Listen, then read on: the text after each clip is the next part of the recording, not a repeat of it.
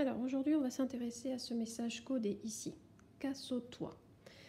Alors non, ce n'est pas le confinement qui a eu un effet sur moi, c'est tout simplement un moyen mnémotechnique de retenir 3 formules de trigonométrie qui vont nous être bien utiles. Pour comprendre ce message codé, il va falloir passer par une petite activité.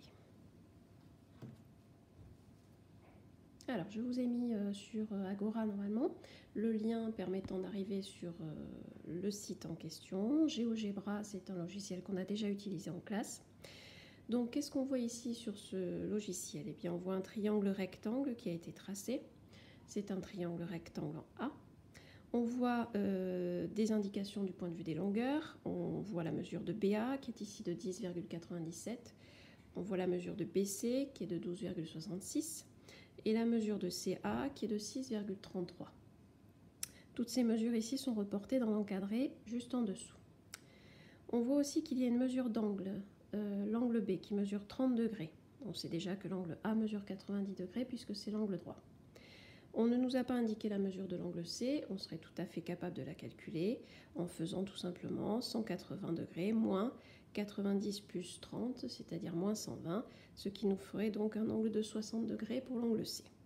Il n'est volontairement pas indiqué parce qu'on va se focaliser uniquement sur l'angle B dans ce triangle, un des deux angles aigus, donc on a choisi ici l'angle B. Donc cet angle-là, pour l'instant, mesure 30 degrés. Et puis, on a des calculs ici qui ont été faits, des rapports de longueur. Donc, quels rapports ont été faits? Bien, on a calculé BA, qui mesurait 10,97, sur BC, qui mesure 12,66. Et on nous annonce 0,866. On vérifie rapidement la calculatrice.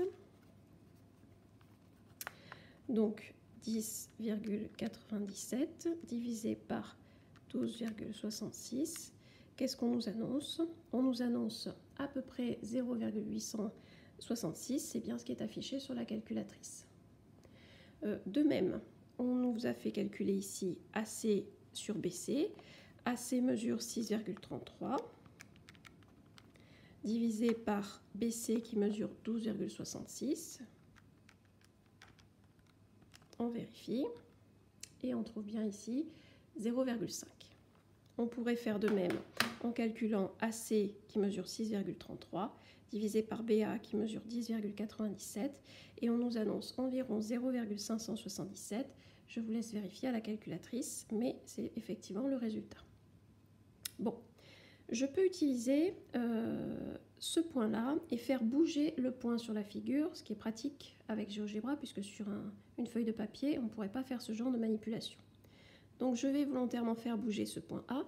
Forcément, ça va modifier toutes les longueurs du triangle. Il y a par contre quelque chose qui est resté fixe, c'est la mesure de l'angle B. Elle est restée à 30 degrés. Donc j'ai les nouvelles mesures ici de BA, de BC et de AC. Et je vois ici que les quotients ont été à nouveau calculés. BA sur BC, on retrouve le 0,866 de tout à l'heure. AC sur BC, on retrouve le 0,5 de tout à l'heure.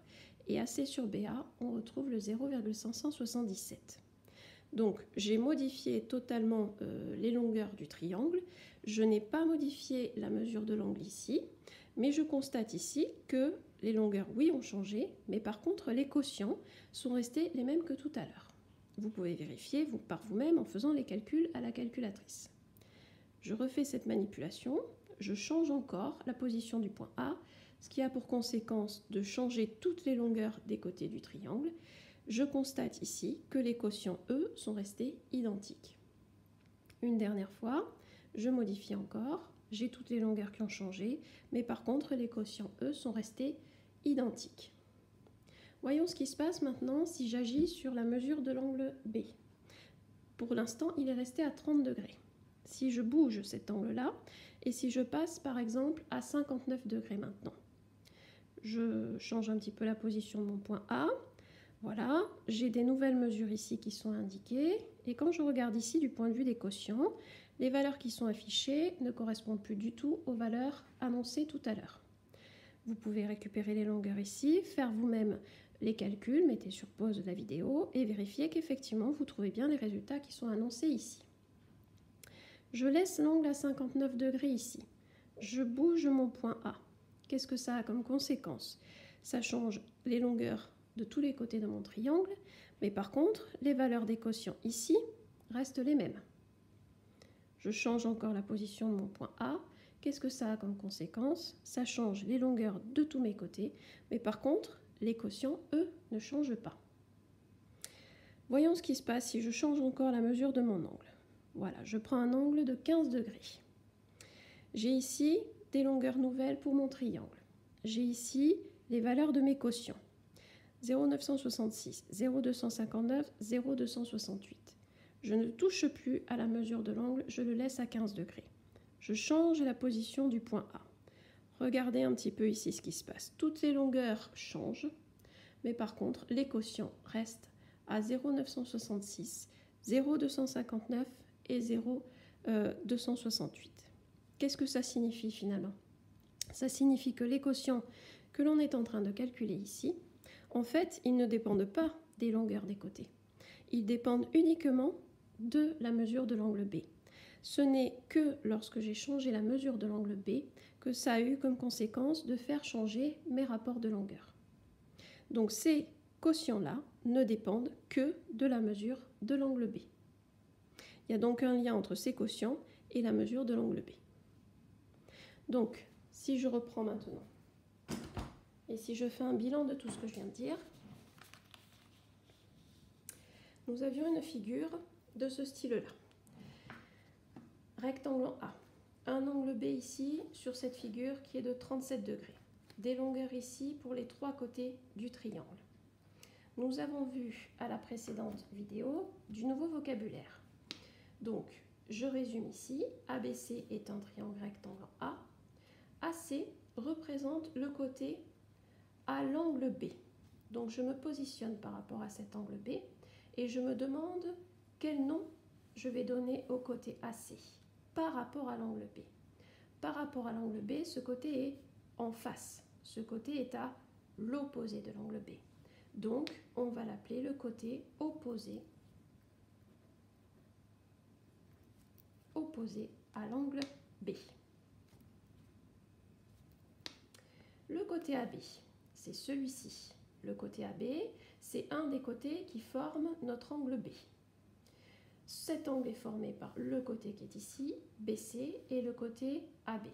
Le côté BC, on sait depuis le début que c'est l'hypoténuse du triangle rectangle. Donc BC, l'hypoténuse du triangle rectangle. Et donc le côté AB, c'est le côté qui forme l'angle B. Celui-ci porte le nom d'hypoténuse et cet autre côté s'appelle donc le côté adjacent à l'angle B.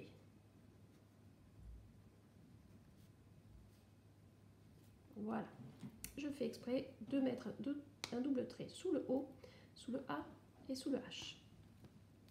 Ensuite, dans l'activité, on a étudié ces quotients-là. Je remets ici la vidéo. Voilà l'activité. Les quotients qu'on a calculés sont BA sur BC, AC sur BC et AC sur BA. C'est bien ce que je retrouve ici.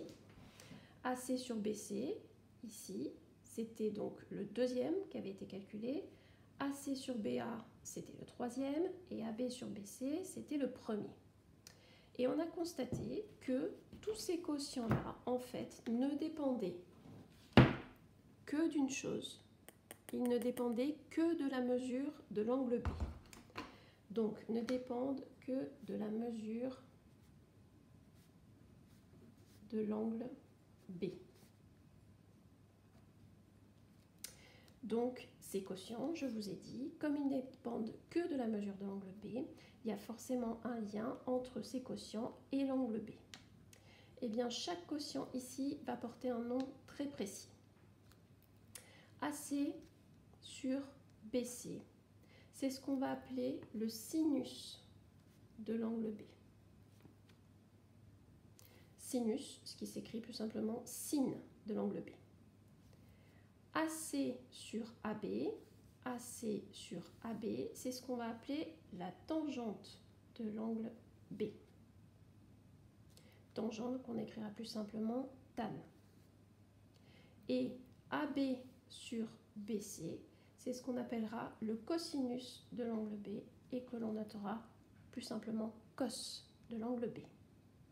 Donc ça, ce que je suis en train de vous dire, ce sont des définitions des formules de trigonométrie. Ce sont les 3 formules de trigonométrie qu'il va falloir retenir. Et bien sûr, on va apprendre à les utiliser et à savoir à quoi elles servent. Chaque chose en son temps.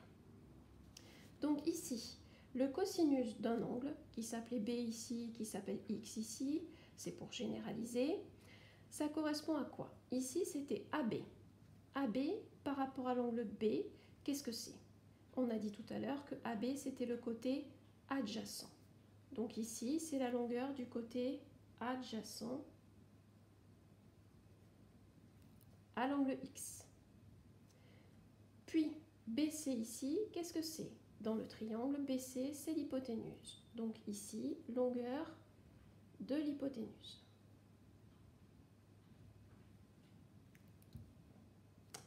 Le sinus de l'angle X, qui s'appelle ici l'angle B, qu'est-ce que c'est?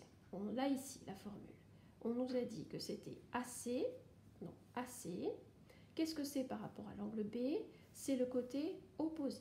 Donc longueur du côté opposé à l'angle X. Sur BC, qu'est-ce que c'est BC dans le triangle? C'est ce côté-là, et c'est donc ici l'hypoténuse. Je fais encore exprès de souligner le O, le H ici, le A et le H ici. Tangente X, la formule est là. On a dit que c'était AC, c'est-à-dire AC qui est ici. C'est quoi par rapport à l'angle B? C'est le côté opposé à l'angle X. Et on le divise par AB. AB, c'est ce côté-là. Qu'est-ce que c'est par rapport à l'angle B? C'est le côté adjacent. Donc ici, côté adjacent. Voilà. Donc, ces 3 formules-là qui paraissent un petit peu difficiles à retenir, et elles se ressemblent, effectivement, eh bien, elles sont résumées ici, dans mon message mystérieux. Le C de cosinus, le voici. Qu'est-ce que c'est la formule d'un cosinus d'un angle aigu dans un triangle rectangle? C'est le côté adjacent, donc le A adjacent, divisé par la longueur de l'hypoténuse, le H de hypoténuse. Donc, autrement dit ici, sur cette première partie du message, c'est la formule du cosinus d'un angle. Cosinus d'un angle, c'est côté adjacent à cet angle sur l'hypoténuse. Ensuite, sur cette formule, le S de sinus. Sinus d'un angle, c'est la longueur du côté opposé à l'angle divisé par la longueur de l'hypoténuse. C'est la formule que l'on retrouve ici. Le S, le O, le H, c'est la formule du sinus qui est cachée ici. Sur cette dernière, le T de tangente, c'est la longueur du côté opposé à cet angle, divisé par la longueur du côté adjacent à cet angle. Le T, le O, le A, c'est ce qu'on retrouve ici. Et c'est donc la 3e formule de trigonométrie. Donc pour l'instant, il est plus facile de retenir tout simplement ce message-là. Chacun correspond à une des formules de trigonométrie. Cosinus d'un angle adjacent sur hypoténuse, sinus d'un angle opposé sur hypoténuse, tangente d'un angle opposé sur adjacent.